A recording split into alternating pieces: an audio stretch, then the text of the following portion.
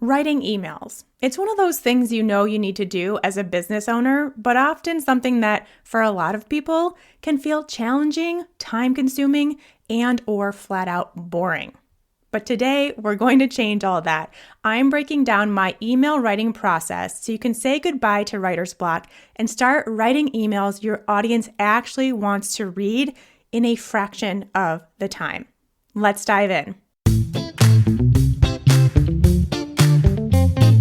Hey there, I'm Shawn Mynar, and this is Unstuck Entrepreneur. I'm a former nutritionist who turned a struggling, stressful nutrition practice into a thriving, freedom-filled online business where I work from home in my sweatpants while reaching and helping thousands of people all at the same time. Now I'm obsessed with showing other heart-centered coaches, practitioners, and solopreneurs how to build a business and life they love. Consider this podcast your safe space to learn both the inner work and practical strategies required to build the impactful, profitable business of your dreams. No hustle, grind, or long hours required. That's right, hustle culture, not welcome here. Let's get into today's session. Hey there, friends. Welcome back to the Unstuck Entrepreneur podcast. I'm Shawn, your host. Thanks so much for hanging out with me today on this special episode talking all about the email, the business email that you are sending as a business owner. So not just any old email, but the email that your people actually want to open and read and click on and do the thing and get more involved in your business. So kind of important, really big topic, one of my favorite topics to talk about. So first of all, if you aren't yet sending emails in your business, this episode is for you. This is a very, very important episode for you to get over that hump, to get over that hurdle, to really embrace the idea of sending emails for your business, because if you're not, you're making it about 1,000 times harder than it should be to have a business and to make money in your business by not sending out emails.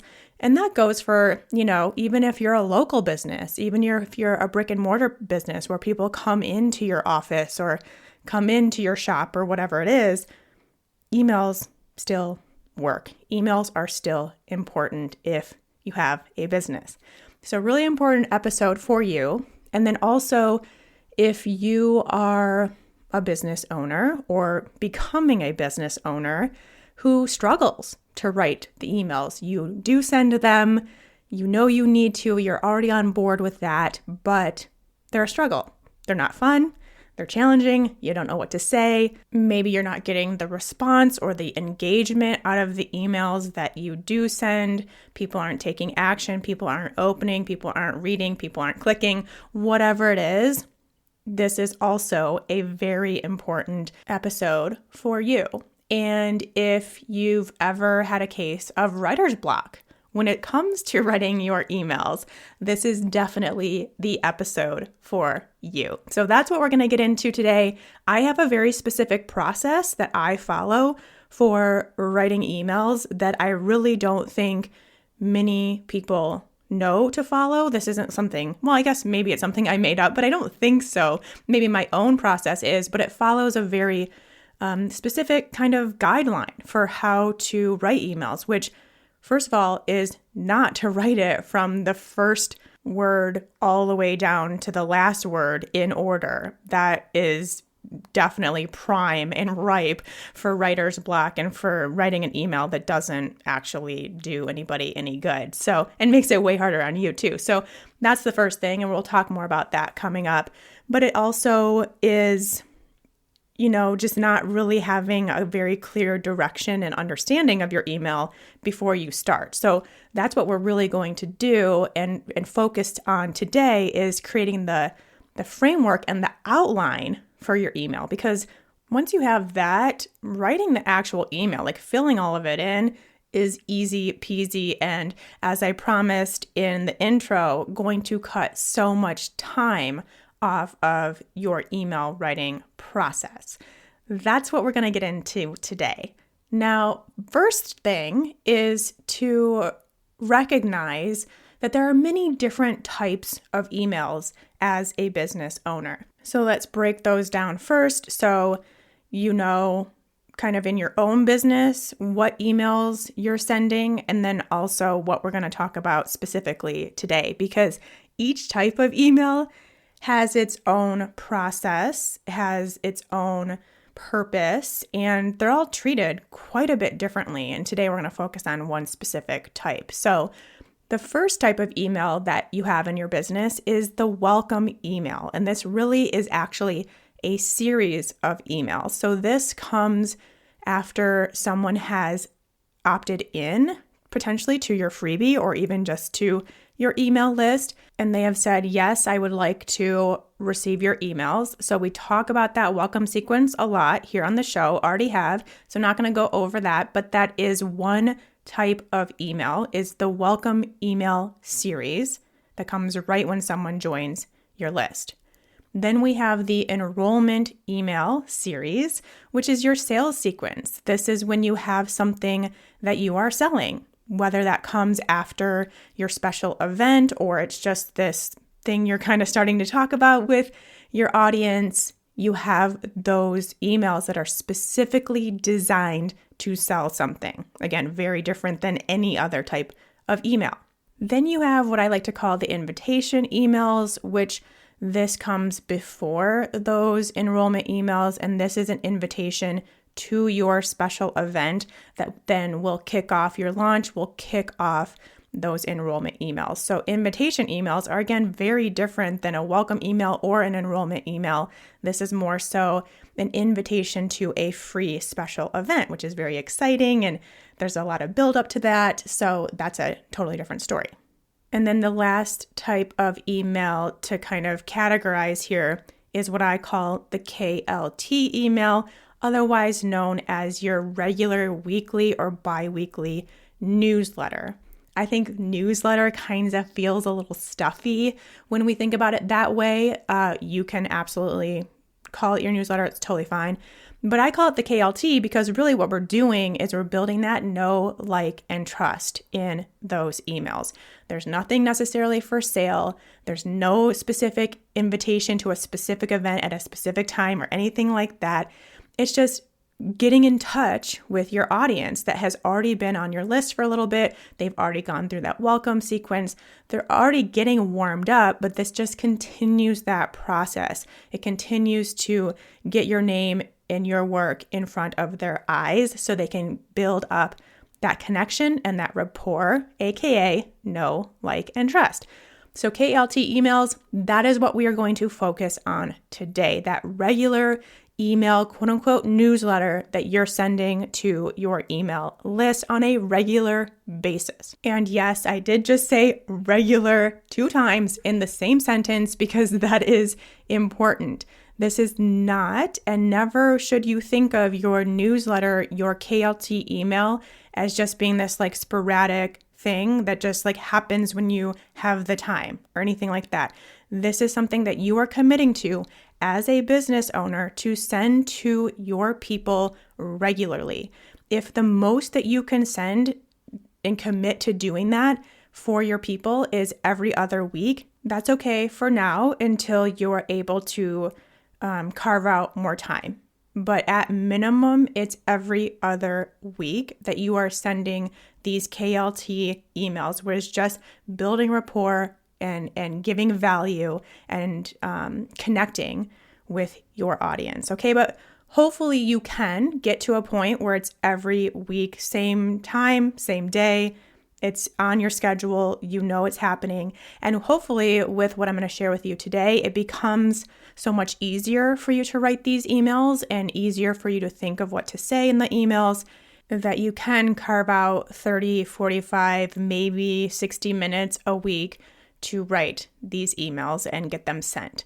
Okay, so that is the type of email that we're talking about today. The other ones can maybe be another episode in the future, but those are not what is being discussed in this particular episode, okay? Now, before we can even think about writing an email, we need to create the outline for that email.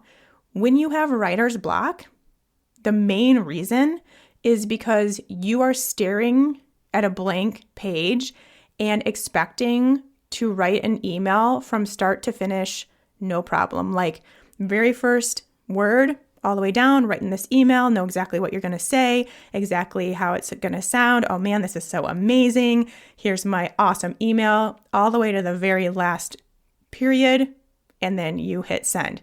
That is not how emails are written. That's not how this works, and that is what is making it harder for you to get them written.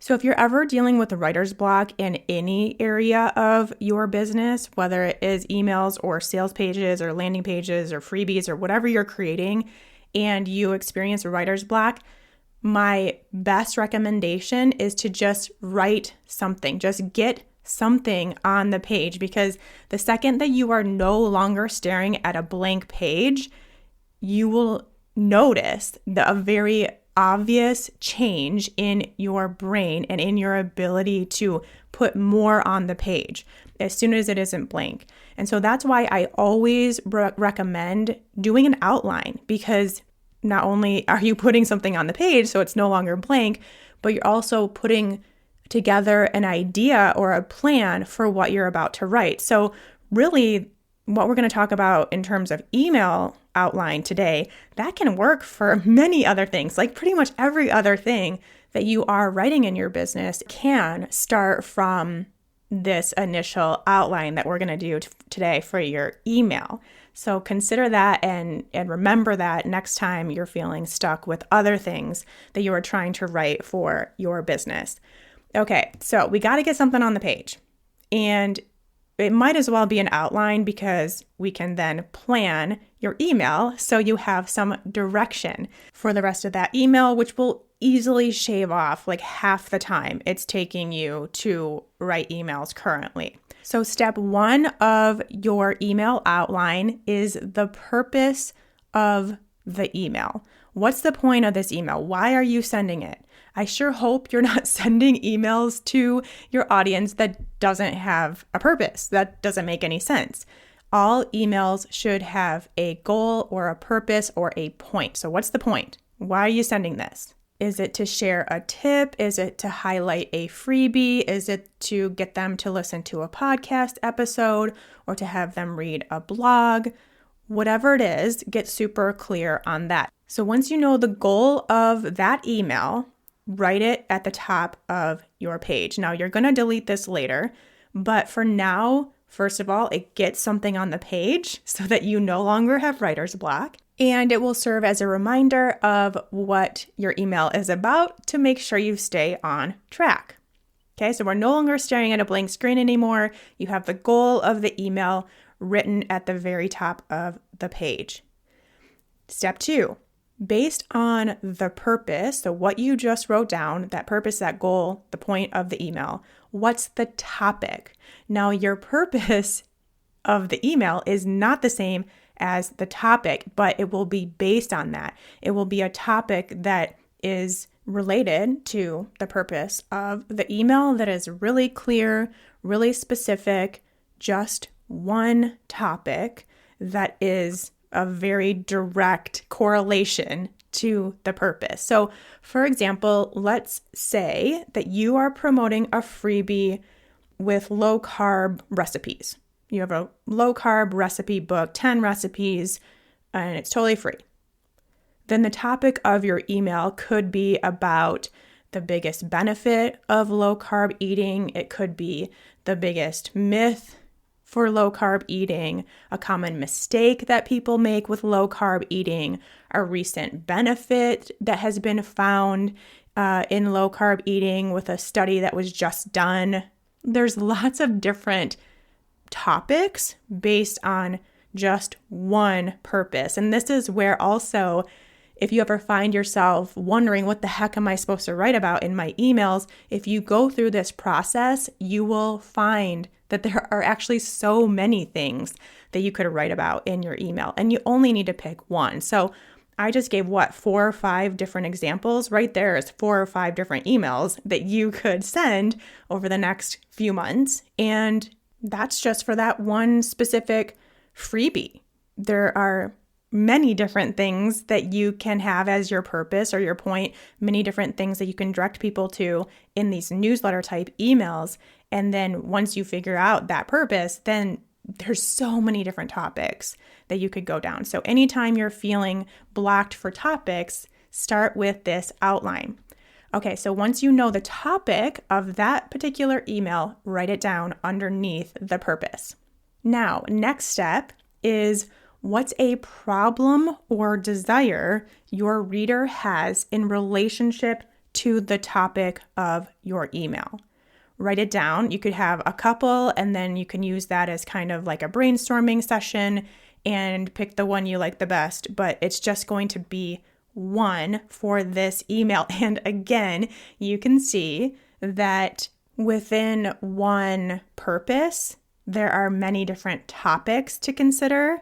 And then within those topics, there are also many different problems or desires to consider that you will use as the starting point for your email. So once again, the options are endless for you, and there's really no reason ever to be stuck on what to say, or do you even have anything to say in an email when you go through this outline process. Okay, so use this as a brainstorm session if you want, but regardless, figure out a problem or desire related to that topic and write it down. This is going to be the start of your email. This is how your email is going to open.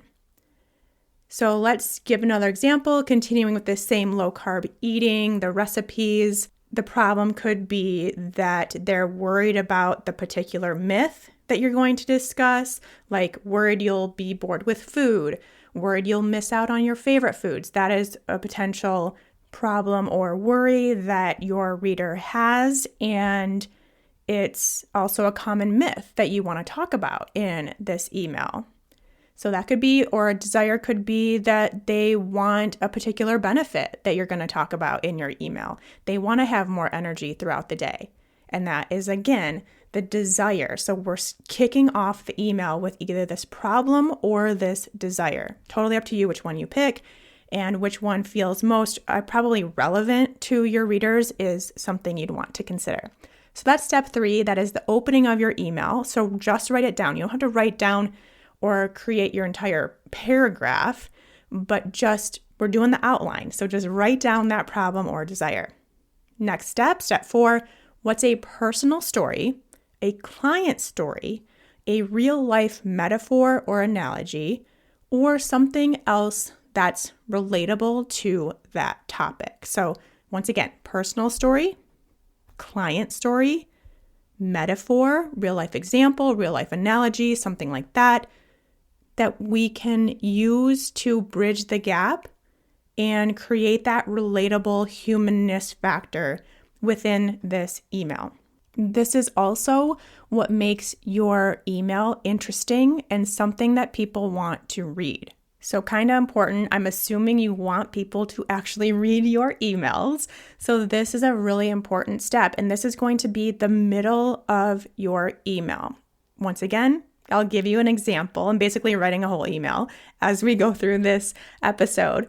Sticking with the low carb eating theme, let's say that you've decided the problem is that they're worried that they won't be able to eat the foods they love. That's their biggest concern, that something you want to discuss in this email. And so you decide to use a story from a client that you had. Let's say your client, Linda, really wanted to reap the benefits of low carb eating, but she was really worried that she wouldn't continue to enjoy pasta night with her family. That was something that was really special, this kind of tradition that they had, and she didn't want to give that up. That's the client story I've decided I'm going to use for this email. So again, write it down. Just a brief description. You don't have to write the entire piece of it unless you really are on a roll and you really feel like it's coming to you. Cool, then write it. But at minimum, jot it down so you know that that's the middle of your email, what you're going to talk about, okay? Step 5, why or how is your topic the solution to that problem or desire. This is where we bring it all together.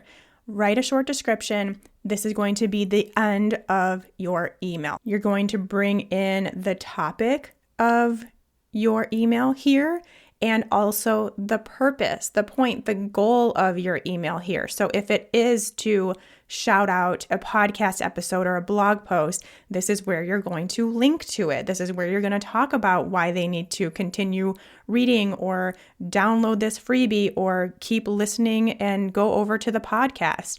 This is the big kind of finale of your email where everything gets brought back together. So for my example of this email I've been writing in this episode, I would say something like, once I explained to Linda that she could in fact reap all the benefits of low carb eating and still enjoy pasta night with her family, she got so excited you could physically see the relief come across her face. And I even gave her one of my all-time favorite recipes for zucchini Alfredo for her to make for her family on the next family pasta night. And this is just one of the 10 recipes I have available in my free low-carb living recipe book. Grab it here. There we go.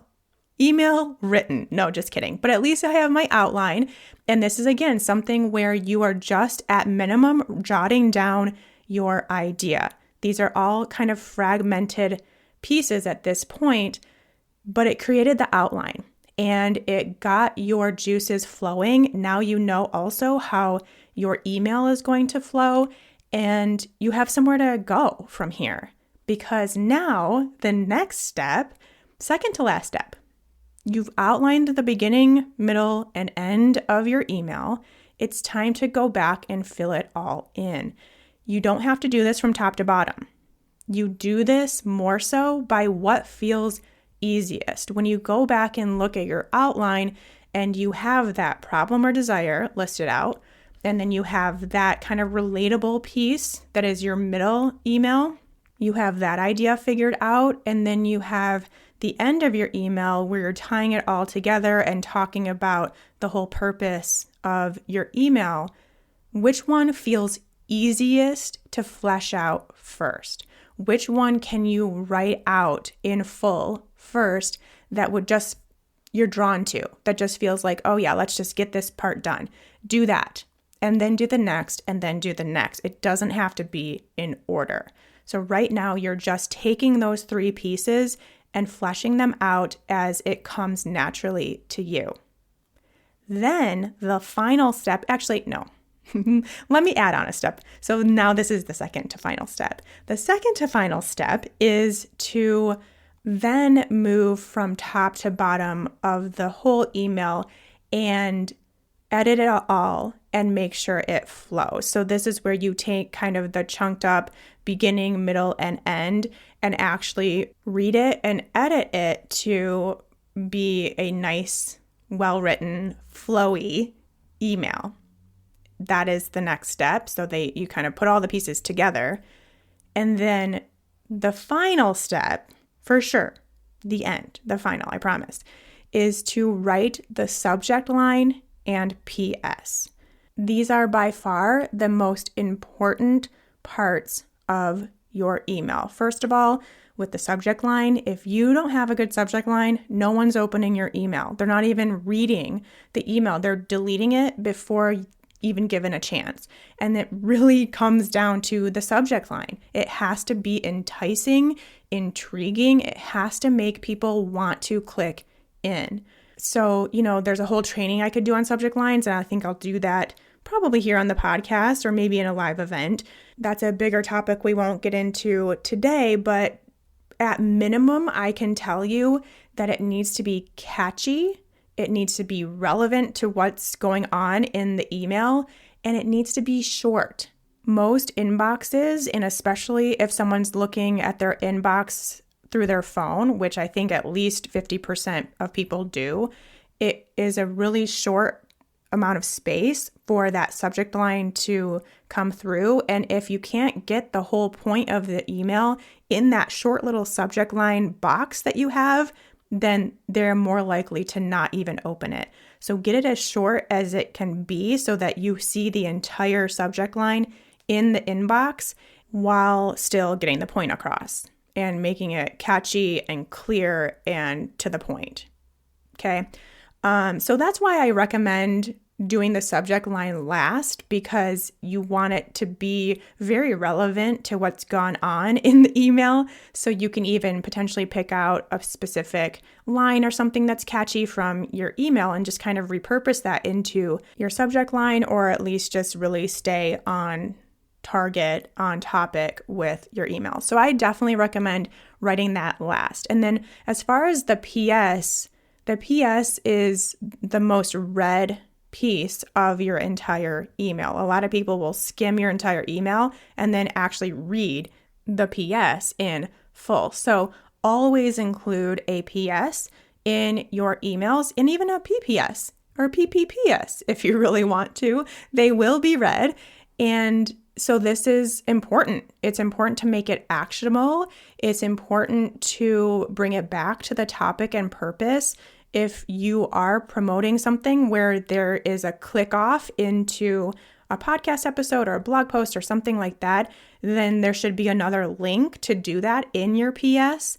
So you can even just kind of reiterate what you said in your email, kind of like a TLDR, too long didn't read, and have that be your PS. There's a lot of different options there, but if it's something where that feels like the easiest thing to start with, the easiest thing to write, because it is so like to the point, just like, here's what this email is about, here's what I want you to do, click this thing or whatever, then you can write that first. But if that's not coming naturally and you'd rather wait to write the whole email first and then use the PS to kind of sum it up, then write it last. Okay. But it is important. So definitely take the time to write a really catchy, clear, concise, to the point, direct. How many different ways can I say the same thing? PS. And that's it. Now you've written your email. And while it may seem, because there are a lot of steps, I think there's like 7 or 8 steps to this, while it may seem like this is a more complicated process and would take longer, I can guarantee you with 100% certainty, it will take you so much less time to do the outline first and then fill in the gaps as it comes most naturally to you, not necessarily from start to finish. So we have that beginning, which is the problem or desire that you're opening the email with. Then you have the middle, which is the story or the example or a metaphor or something just furthering along the problem or desire, just making it feel very relatable, bringing in some realness, some humanness into your email in the middle, and then ending with your solution, which in this case is the whole point of the email. Whatever value you are looking to give to the reader in that email that day. That's how you sum it up and bring it all together, tie a bow on it, and call it an email. And then you have the subject line and the PS. Okay, so that is my simplified system to write an email that people actually want to read and open and click and be engaged with, which just improves your business on so many levels just by upping the ante when it comes to your emails. Now, just to wrap things up, I do have a few quick writing tips. I have so many writing tips, but I'm going to keep these really related to this kind of writing. First of all, and this really does apply to all writing, this is so important. This will change everything for you and your writer's block and just feeling like writing is really hard. Don't try to write it well the first time. There is absolutely zero need to write something remotely decent even on the first try. No one is going to see it, but you have to get something out. You have to get the overall idea and what you want to say out of your head and onto paper for it to be anything good. So I just challenge you to write a really, really bad first draft. Just get it out, just get it written.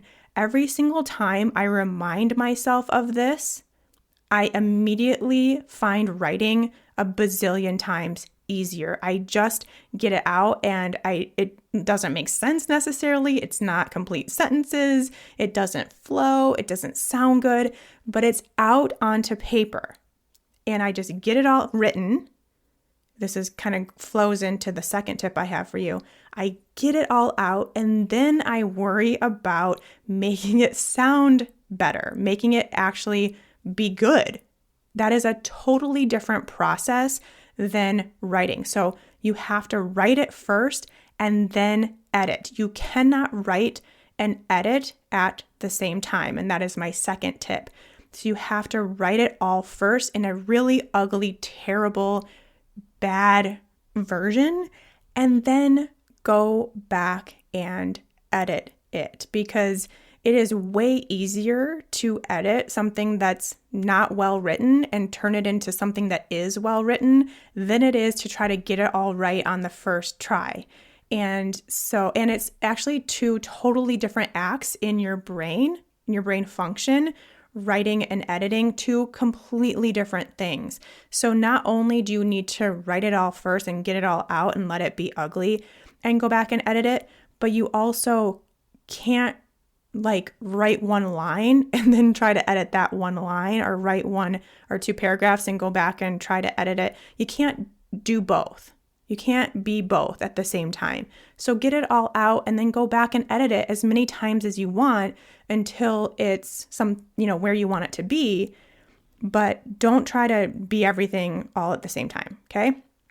That helps immensely too. And that really is where you can see yourself actually becoming a better writer, by letting it be messy and letting it all out first, and then using a totally different act in your brain, a totally different area of your brain, to edit it over and over again until it's how you like it. And it actually takes less time to do it that way too, believe it or not. And then my last little tip for you, this is something I'm just going to keep repeating to you over and over and over again, because it's something I still see just so much of in this coaching and practitioner and expert space. You have to write like you would speak. Write like you're speaking to a friend. I want you to keep it casual, keep it conversational, keep it personality packed. Show your personality. That is such a big deal to getting your anything that you have written in your business, to get people to actually read it.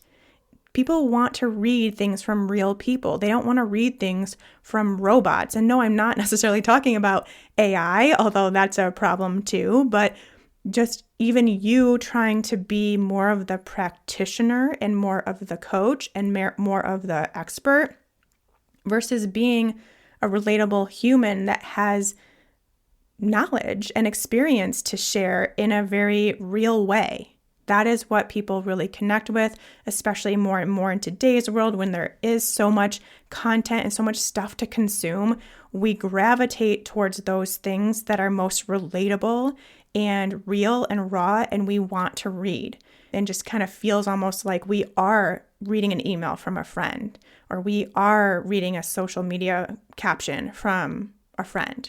That's how we really want this to go. And at the same time, when you do that, yes, you're building connection in kind of that real way, but also you are showing your expertise. You're giving people the opportunity to see your expertise, because you're getting that attention that you wouldn't necessarily get if you're trying to sound all professional and uber, focused and uber expert, and not loosening up and showing your personality and keeping it real and raw and conversational. So if you find yourself naturally gravitating towards that more professional approach to writing, that's fine. Get it out, but then use one of your editing passes to really look at it from that lens of, am I writing or speaking or saying this in a real way, in a way that I would speak, with someone I'm really comfortable with, like a friend or a peer or a colleague or someone like that. Okay, so that is my third and final tip for you as you are working to write better emails. There's always room, of course, to learn and grow and expand and do things differently than you've done before. So while it may seem like you don't want to create an outline of your email before you actually write the thing, I would just really encourage you to try it. Just try something different and see how that goes for you and see if it actually does make things easier. Now, of course, if you're like really in the zone, you're like, oh my gosh, this email, it just like came to me. I actually have to get this out. It's going to be so great. Then cool, just do it. That's fine. But most emails aren't going to be like that. Most emails will take a little bit of thought, a little bit of a process to make sure they're really great. And this is the process that I use, and this is the process that you now can use to make sure you are writing emails people actually want to read. All right, and with that, I will leave you there. I would love to know if you try this with your next email. Send me a DM over on Instagram at Shawn Mynar there, and let me know. Let me know how it goes for you. Let me know what you think. I'd love to connect with you there. And until next time, take care. Hey friends, Shawn here. And if you're a coach or practitioner who's looking to help more people make more money and have more free time, then I have a special invitation for you that you don't want to miss. Right now, I'm hosting a free masterclass that will walk you through the process of adding a signature program to your business. As many of you know, the signature program business model has been my primary way of doing business since 2017. And after 7 programs of my own created and helping dozens of other wellness pros create theirs, I'm now sharing my exact process with you for free in this 1-hour masterclass. Now you might be thinking, Shawn, I'm just not ready to have my own program yet. Or I don't have the time to build a program right now. Are you crazy? I totally get it. I get all of it, which is exactly why I created this training in the first place. I want you to see how possible this really is for you and how simple it can be when you have a tried and true proven system in place, no matter where you're at in your business today. So if you're like most coaches and practitioners who have a dream of creating a scalable offer in their business that helps the people they're meant to help without it being directly tied to your time and energy, then there's a seat with your name on it inside my Burnout Proof Your Business Masterclass. In just 1 hour, you're going to learn why adding a signature program will uncap your income potential forever and give you more time for your own life, health, family, and self-care. You'll learn exactly how my client sold out her first program, even with a small audience, because of this one super simple marketing hack that I am going to reveal. You'll learn the simplified, foolproof process that will take your knowledge and experience and turn it into your own program in just 6 weeks. And also how to implement an automated marketing system that will grow an engaged audience full of perfect match clients that can't wait to enroll in your program once it's ready, even if right now you're starting at 0. All you have to do is head to shawnmynar.com/burnoutproof and save your seat for this masterclass before it's gone. shawnmynar.com/burnoutproof. Can't wait to see you there.